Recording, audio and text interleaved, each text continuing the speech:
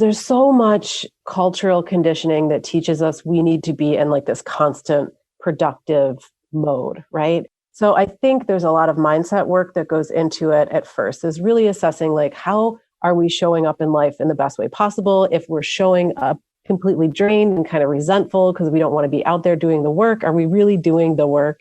So we kind of assess that at first. And then this cycle mapping, once we understand our cycle, we can see that there's distinct phases to our cycle. Like we're feeling really productive for a week or two out of the month. And we're noticing we really kind of want to be home and kind of like feathering the nest for another part of the month. So once we can kind of align our mindset with the phases and the seasons of our cycle, a lot just kind of gels. I mean, we stop swimming upstream and we start to really get into the flow of life. Do you want to wake up feeling like you are stepping into who you are meant to be, into the best possible version of you? What if I told you that the key to your best life, health, and happiness are all around you? You just have to find what works for you. I'm Hope Pedraza, and I believe that there isn't just one way to live a healthy and meaningful life, and that all you need is a little inspiration to make changes that last from the inside out. Each week, I'll be sharing tangible tips and inspirational interviews to help you on your journey. These are the steps to take to improve your life and live with purpose. This is Hopeful and Wholesome.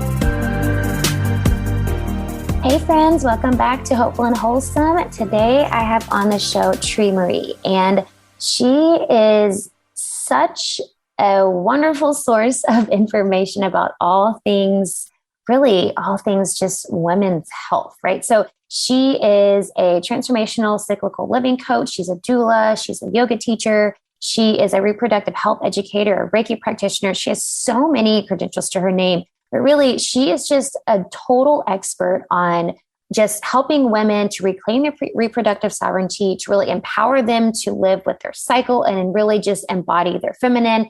And that's what we're talking about today. So we're talking about how your cycle is your superpower, which sounds really obnoxious to a lot of you listening right now, because I know, like I mentioned this in the show, that's like so many people's least favorite time of the month. It's like there's nothing powerful or empowering about being on your dang period. But she is talking about how we can use our cycle as our superpower, how we can really connect to the cycle that we live in, because we are cyclical beings as women.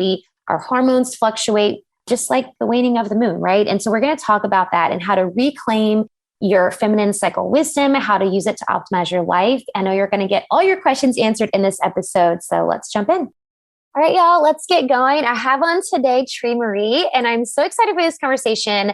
She is an expert on all things cyclical living, and she is a reproductive health educator and some other things that I just mentioned in the intro. And I'm really excited to have this conversation because we have so many women who listen to this. So thanks so much for joining me today, Tere. Oh my gosh, thanks for having me. Happy to be here. Me too. So there's so much to dive in here. I'm like, where do we even start? So can you just kind of give, I guess first let's start here. And I usually save this for later, but I kind of want to dive into exactly what you do because you have so many, you do so many things. So can you give the listeners an idea of kind of what you do and kind of what your role is as a reproductive health educator and all the things that you do? Yeah, absolutely. So the reason why my clients come to me are varied, but essentially what I do is I help people understand their bodies and their hormones. I teach people all about their cycles. Many of us are lacking in that education. So that's the first place where we start. I then teach folks how to track their cycles, to be able to monitor their hormonal status strictly by biomarkers that their body is giving them every single day. You may or may not have heard these involve temperature and cervical mucus and a few more items of that nature. And from that point, we get really familiar with tracking the cycle. And then I have a process I like to call cycle mapping, whereas we overlay dietary concerns, lifestyle, movement, productivity, energy levels, so many other factors of life on top of that cycle tracking. And from there, we really are able to dial in if somebody is, wanting to deepen their spiritual practice, if somebody is just wanting to learn how to live with the fluctuations of energy and mood throughout the month. So we work on that for about 3 months. Once we have 3 months worth of data, we can really start to dial into addressing cycle issues. If someone's having excessive bleeding or irregularity or missing cycles, so on and so forth, we're able to really kind of track what's going on hormonally. And there we start to apply usually dietary and lifestyle adjustments to help them feel better. Mm-hmm. I love that. Yeah. That's so how empowering. I love all of that. That's so cool. So how do you kind of help women, I guess, understand like the power of their cycle, right? Because I think most of us, I know me included, it's like, oh God, it's like the worst time of the month. Like, I don't want to be excited about my cycle. Like there's nothing glamorous or exciting about this. So how do you help women kind of understand the power, like how their cycle is their superpower? Yeah, well, it's tricky because there's so much cultural conditioning that teaches us we need to be in like this constant productive mode, right? So I think there's a lot of mindset work that goes into it at first, is really assessing like, how are we showing up in life in the best way possible? If we're showing up, completely drained and kind of resentful because we don't want to be out there doing the work, are we really doing the work? So we kind of assess that at first. And then this cycle mapping, once we understand our cycle, we can see that there's distinct phases to our cycle. Like we're feeling really productive for a week or two out of the month. And we're noticing we really kind of want to be home and, kind of like feathering the nest for another part of the month. So once we can kind of align our mindset with the phases and the seasons of our cycle, a lot just kind of gels. I mean, we stop swimming upstream and we start to really get into the flow of life. But I myself, to be completely honest, still struggle with that on some days. I'm like, oh, I want to be like doing, piling things on the plate. But I do also realize that there's a season for everything. And being a person with a cycle, like we are the complete circle, right? Yeah. So what goes up must come down. And we really can embrace that cyclical living to feel our best and what I think is show up the best way for ourselves in our community. I love that. Yeah, for sure. So I guess my next question is how, like you're talking about social conditioning and stuff. So how have we become disconnected from our cycle and how can we reconnect? And you just gave some good examples, but I guess what has society, because I think a lot of it too is like, I think some people listening are probably like, I have no idea what you're talking about. Or like, it's like, it's not because again, it's societal, how we view it, how we view the cycle and all that. So I guess, can you dive deeper into exactly what societal pressures have put on us in terms of what we think about our cycle, how we feel we should be in our cycle and all of that. And then I guess the more productive way, I don't know what word I'm looking for there, the more productive way to be able to like work with our cycle. Right. Absolutely.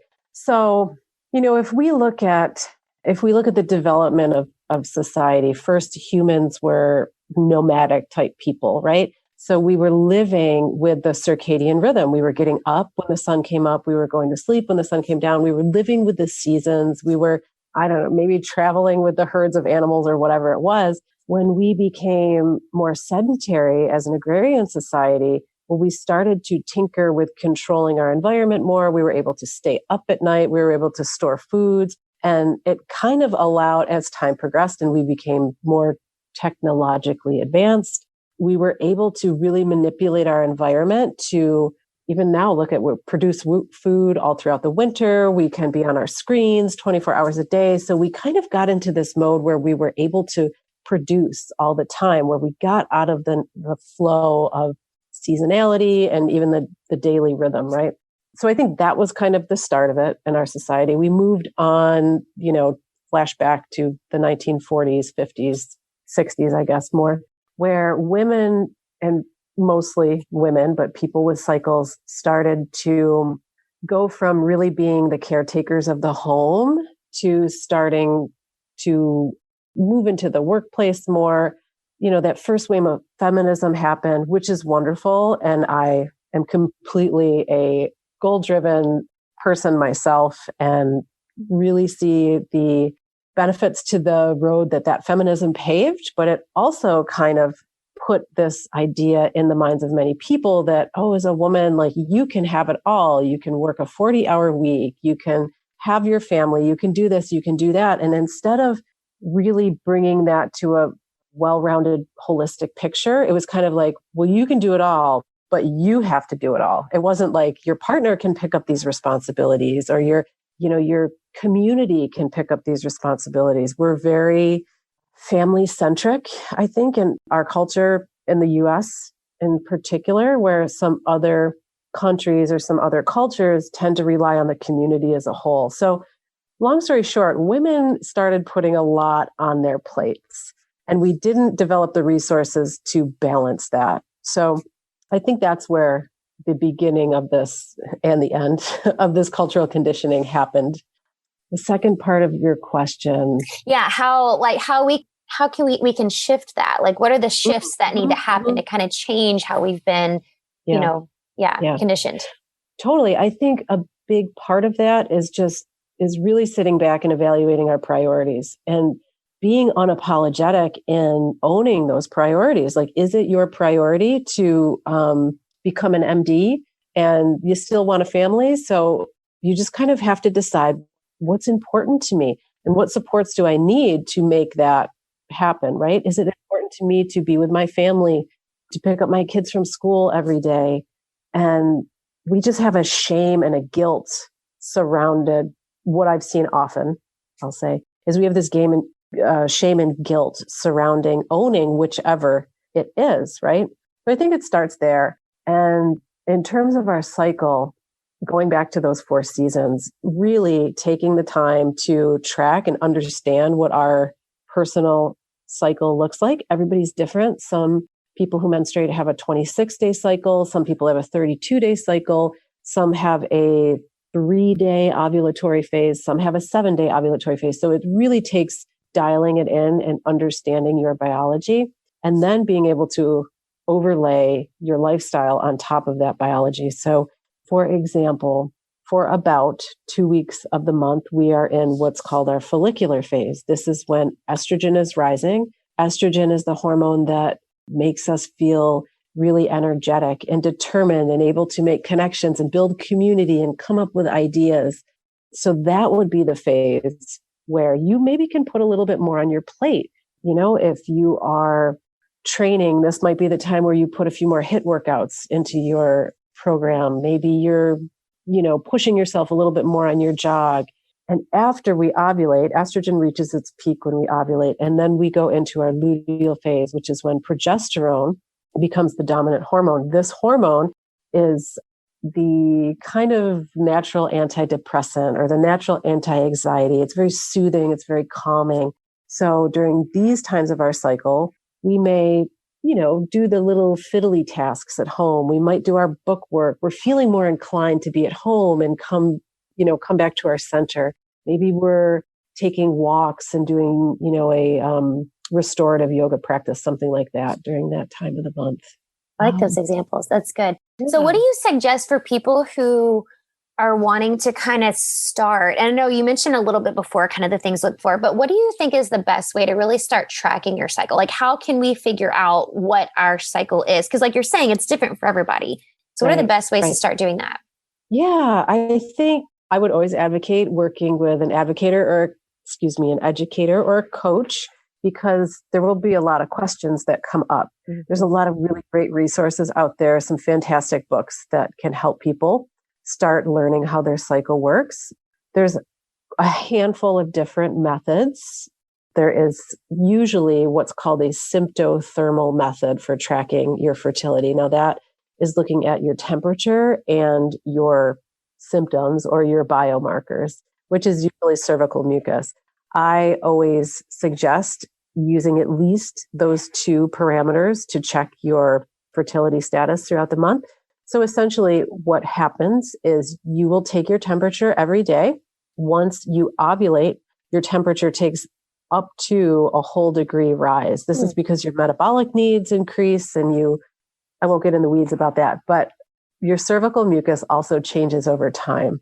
Obviously we menstruate, then we start to have that increasing estrogen. We start to see changes in our cervical mucus as estrogen increases. And then once we ovulate, cervical mucus essentially disappears.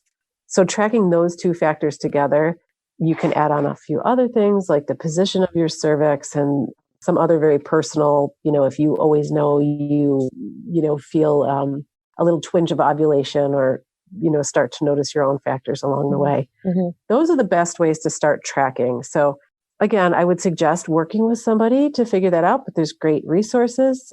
Taking Charge of Your Fertility is like the Bible by Tony Weschler.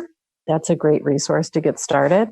And then it just takes some time, it's not a quick fix. Right. You're kind of in it for at least 3 months to establish your pattern. And then it's just so empowering to really understand what's going on the inside. Right. Yeah, for sure. So what do you find? Because I'm sure you work with a lot of different types of women, but what do you find is the most, because I'm sure there's a lot of challenges that come up, right? When we're not connected to our cycle, right? So I guess what do you see? And that's, again, what I was kind of getting to before is a lot of people don't, it's like people I work with, like they don't know, they don't feel good till they realize what it's like to feel good. And they're like, oh, I felt crappy this whole time and I had no idea. Yeah. So what do you think are some I guess symptoms is the right word, symptoms of people who are women who are kind of disconnected from that cycle that you kind of see subside as you start working with them to be reconnected to their cycle? Yeah. Usually the most common symptoms or the most common reason I see people coming to me is quite honestly birth control, as they say. I was put on birth control when I was 14 years old because my cycles were inconsistent for whatever reason, heavy bleeding, whatever it was. And I've never had a libido. I've never really felt dynamic in any way. I kind of just feel like I'm going through my life like this, so that's the number one reason. Aside from birth control, people will come to me for a myriad of reasons: inconsistent cycles, missing cycles, heavy bleeding, tender breast, moodiness. Moodiness and emotional instability may be number two reason why I see people come to me. But quite often what we find is there's an imbalance of hormones. I mean, our bodies are so intelligently designed.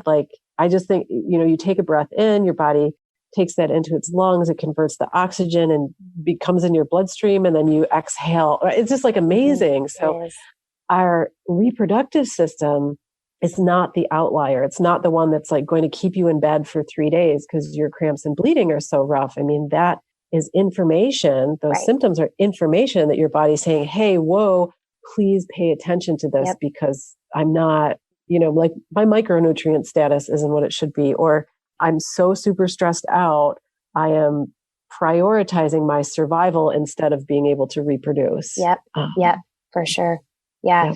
I mean, that was me. I was, that was the whole reason I got on birth control when I was, I don't know how old I was, maybe 18 or something, 19. It was that. I mean, I had horrendous PMS, debilitating cramps, bent over, wanting to puke, just debilitating. And it's that's the solution they offer you, right? It's because it fixes them. I mean, it's it fixes the symptoms, right? It's not fixing the problem. But then, like you said, and you realize, well, not everybody realizes, but a lot of people realize as you get older, the long-term implications of using that. I mean, honestly, I didn't realize the long-term implications until, within the last 5 years when I really started diving into my nutrition studies and all of that, where it's oh, wow, I've had all these gut issues for so long. And I'm reading all the different side effects to your gut and your microbiome and all that from using birth control. So my question is, for women who come to you for that specific reason, they're on birth control, they want to go, because I'm sure some people listening are this sounds interesting, but they're terrified to get off birth control. They're I'm not trying to have a baby right now. So how do you help with that? What are you telling women who are I want to get off the birth control, but I don't want to get pregnant? How do you help that?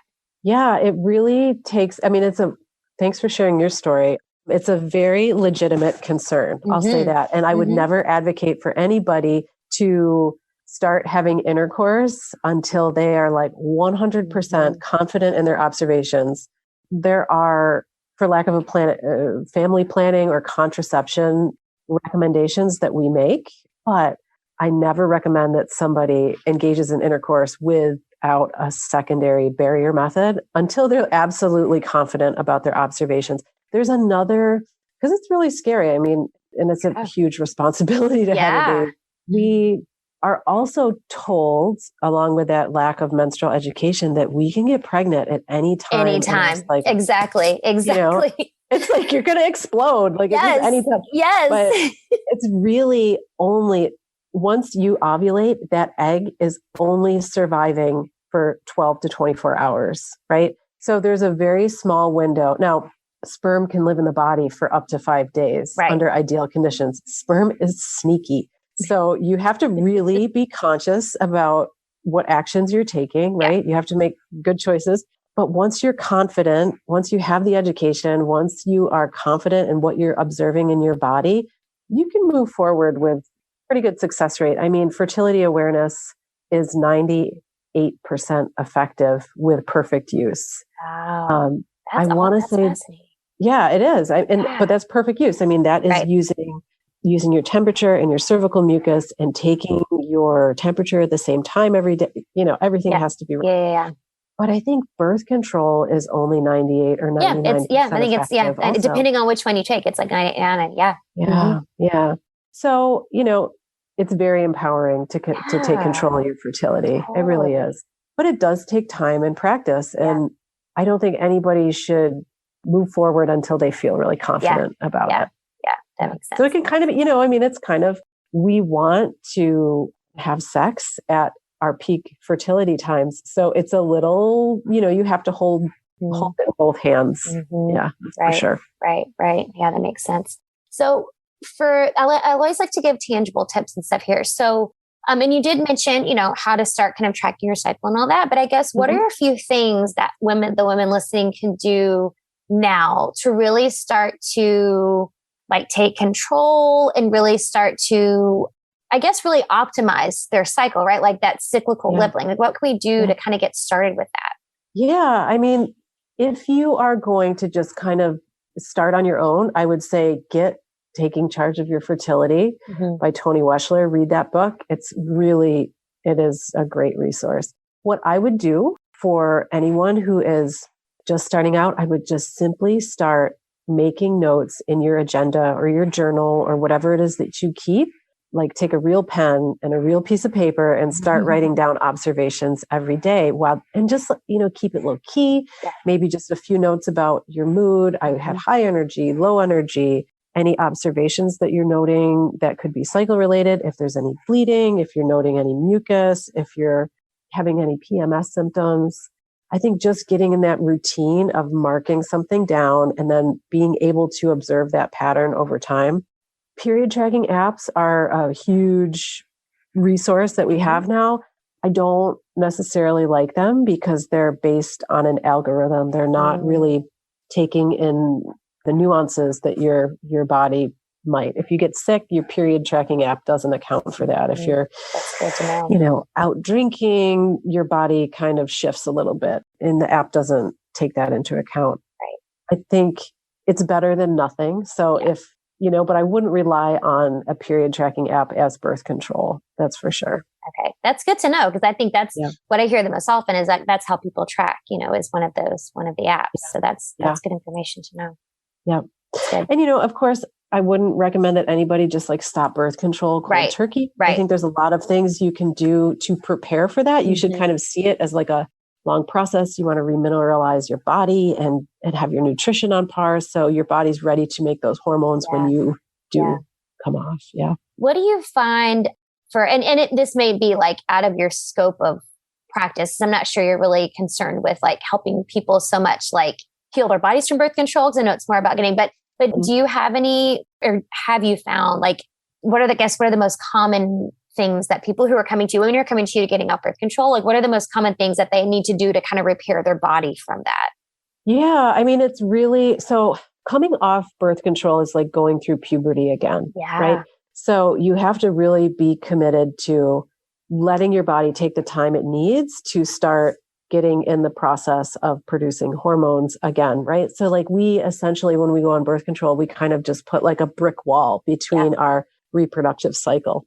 And there's different types of birth control, right? There's some that are progesterone or progestin based, and there's some that are estrogen based. So it all depends on what somebody's coming off of. But like I said, just getting that diet and nutrition status back on track. Our body needs, a certain amount of healthy fats to produce hormones. We need to be sleeping well. Most of our hormones are produced at night.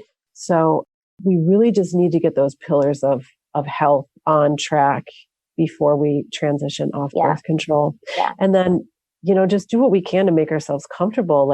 Your cycle may be 20 days 1 month and 40 days the next month. There's a lot of transition. So well, that's good. It is. Yeah. Cause it is quite a process. Yeah.